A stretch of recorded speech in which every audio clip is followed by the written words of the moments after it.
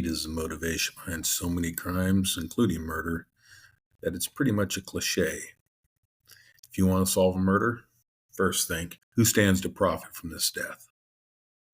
And more times than not, it'll be somebody close to the victim, lover, family, or a caregiver. Because the killer believes that they will also be seen as a victim, they think that suspicion would never fall on them.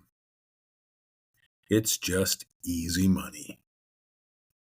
It's also a sad truth that the most vulnerable in our society make the easiest victims. In this sick diagram, where easy victim meets easy money, falls the baby farms of the Victorian Age. I'm Mick Biddick, and this is History is Criminal. While I don't normally give a content warning, I feel I have to in this case. This story is going to deal with the deaths of hundreds, if not thousands, of children. But if you're ready to continue, in this episode, we're going to look at the horrendous crimes of the baby farmers. The Industrial Revolution changed everything in society. Urbanization caused cities to grow at rapid rates that were thought impossible just decades before. The gap between rich and poor was like nothing ever seen before. Cities teemed with the working poor, the unhoused, and orphans. Often those with wealth, like Dickens' Mr. Scrooge, saw those poor as a burden best swept from sight. If a society is judged by how it treats its most vulnerable, then the Victorian society failed in untold proportions. This was the age of Dickens. As a young man, Charles got a glimpse into the poorer side of Victorian life. When his father was sent to prison for failure to pay a debt, Charles, at age 12, was sent to Warren's Blacking's warehouse. Fortunately for Charles and for the world of literature, his father was able to work out an arrangement, and the future writer was spared a life of drudgery in the sweatshops of England. Others were not so lucky. For the urban poor, the birth of a child was not always a time for celebration, and for a single mother, it would be a time of special sorrow. The reality was that there was no reliable form of birth control, and abortions were illegal and often fatal to the woman. It was in this world of limited opportunity and limited hope that the baby farmers would reach their zenith. Baby farms were common during the Industrial Revolution in all the developing nations. The concept was quite simple.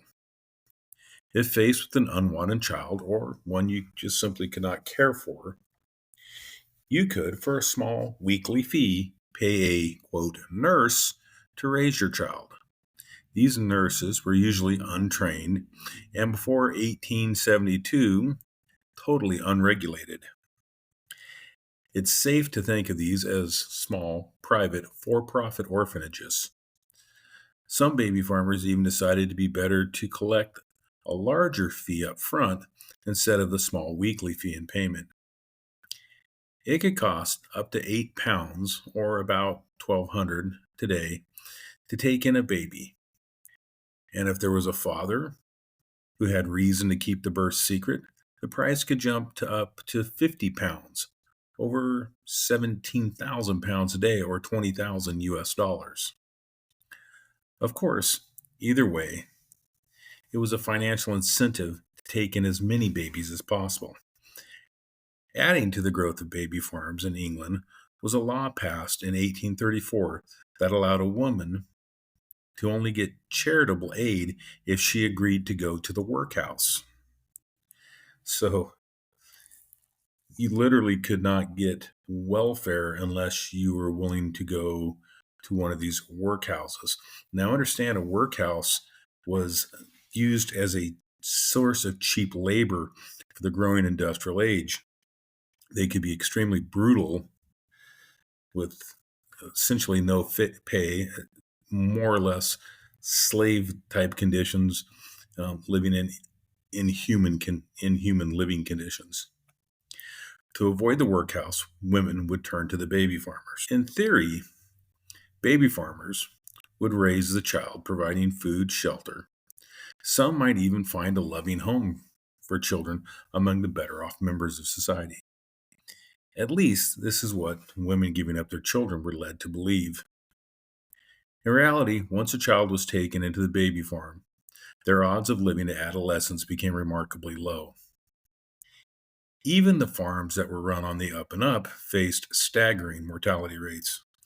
Often located in crowded tenements, disease took scores of infants. Others were run as sweatshops, forcing children to work as soon as they were able to under poor conditions for no pay. Yet others found an even more nefarious way to turn a profit. With upfront payments, baby farmers soon realized that the death of an infant simply opened up space for another child and another fee. Such was the scheme of Satch and Walters, the Finchley baby farmers, as the papers would name them. Around 1900, Satch began to advertise that babies could be left with her for a fee and she could find them an adoptive home. At some point following this, she was joined by Walters. They began to offer midwife services to poor women in the neighborhood. Set up as midwives, the two would offer to help unmarried pregnant women. For a fee, they would deliver the child and then offer to care for the baby, allowing the mother to return for work. Again, most likely in the sweatshops. Satch and Walters would even tell the mothers that they would find a home for the baby with a wealthy, childless couple.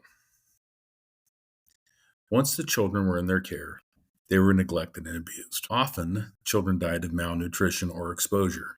In some cases, Satch and Walter administered poison, chlorodyne containing morphine, to rush the deed.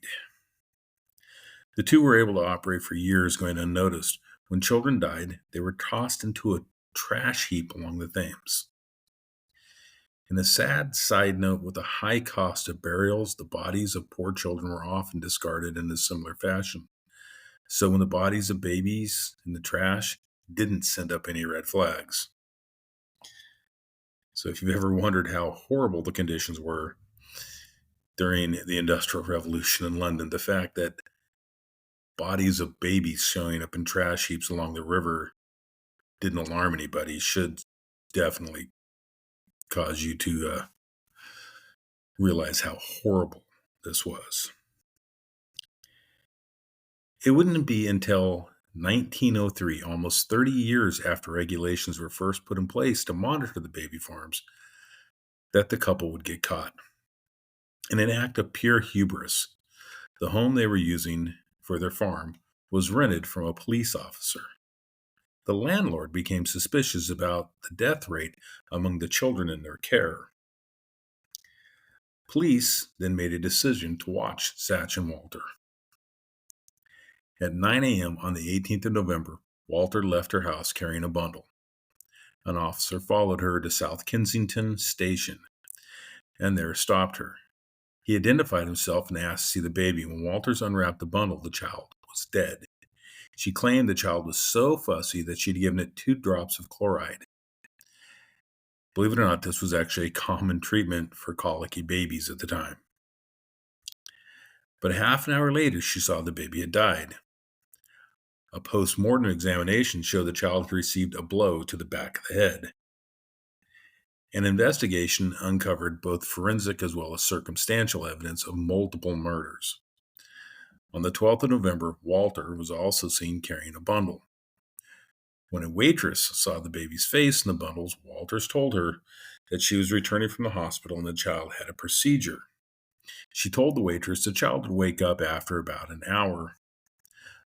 A search of the home gave the idea to the scope of their crimes.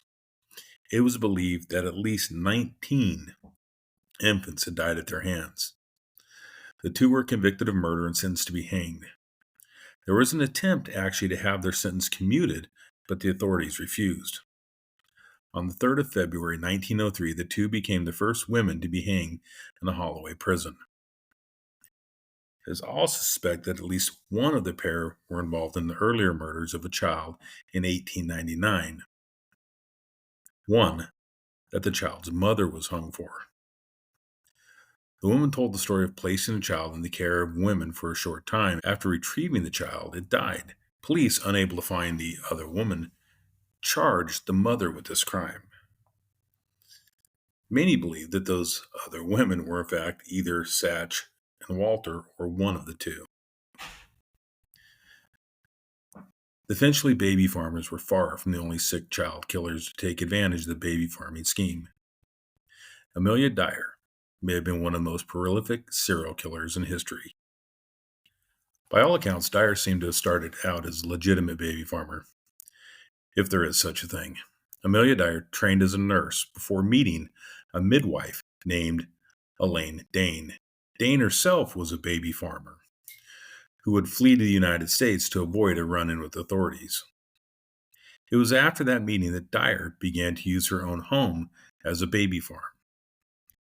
After being widowed with a child of her own to support, Dyer, in 1869, began to run ads in the papers reading, quote, "Highly respectable couple. Wish to adopt a child. Good country home. Premium required. Very small." Another copy of her letter in the paper read, "Married couple with no family would adopt child. Nice country home. Terms £10. Interested parties would be instructed to contact the couple through the newspapers. They would, of course, end up making contact with Dyer. Mothers giving their child to Dyer must have felt they were doing the right thing. Life as a child of the poor, unwed mother in Victorian England would be brutal. Mothers had often been forced to turn to prostitution in order to keep a roof over their head and food on the table.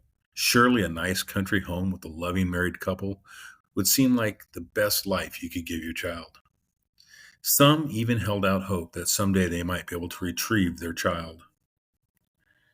Dyer would collect the fee up front and take the child from the poor mother, then leave with the promise of finding the child that dream home. Most children, turned out, only lasted hours or days at the most with Dyer. Children in her trust were drugged or strangled. And it takes a truly sick mind to strangle a baby. With the massive high infant mortality rate in Victorian England and the fact that no one was looking for these children, it made it far too easier for her to get away with these crimes. In 1879, 10 years after she ran her first ad, a doctor became concerned with the high number of deaths among the children under her care. The number of those certified to have died was enough to start an investigation. However, what was unknown was the number of deaths that had gone unreported. The deaths that could be tied to her were ruled to be from neglect, and she was sentenced to 6 months hard labor. This stint in prison didn't serve to deter her. She did, though, change her modus operandi. Now she would wrap the babies' bodies in a box, weight it down, and toss it into the Thames. It would be this new method of disposal that would lead to her capture. 30th of March, 1896. Now 30 years from her first advertisement being placed in the paper. A parcel weighed down with a brick was fished out of the Thames River just outside of Reading. Inside the package, wrapped in newspapers, was the body of a baby, later identified as Helena Fry. Drawn around the child's neck was a white tape. It was tied with a knot under the left ear. Detective James B.D. Anderson examined the package, which is now located in the British Police Museum, and saw a name and address: Miss Thomas, 26 Pickett's Road, Lower Craversham, Reading. This was Dyer's married name and former address. Also among the papers in the box was a rail stamp for the 24th of October, 1895. Reaching the home on Pickett's Road, Detective Anderson was told Dyer had moved to another home in Reading. After coming to her new home on Kingston Road, he discovered a pile of baby's clothes and the same type of white tape that had been tied on the neck of the body. The 3rd of April, 1896, Dyer was arrested for the murder of Helena Fry. Police dredged the area of the Thames and uncovered the bodies of 6 more babies, each with the same tape around the neck. Another parcel was discovered in nearby Clapper's Pond. This body was much further into decomposition than the others, and it basically fell apart when the box was opened. Doctors were able to determine that the body was that of a female approximately 1 year old. At Dyer's trial, her only defense was to plead insanity. The prosecution argued that this was only an attempt to avoid the responsibility for her crimes. The court agreed, and Dyer was found guilty. After confessing her crimes, she was hanged in Newgate Prison on the 10th of June, 1896. Her total number of victims is unknown, but some estimates place the number as high as 400.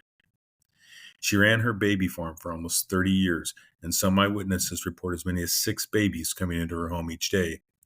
One witness reported seeing at least 15 babies in her home at one time.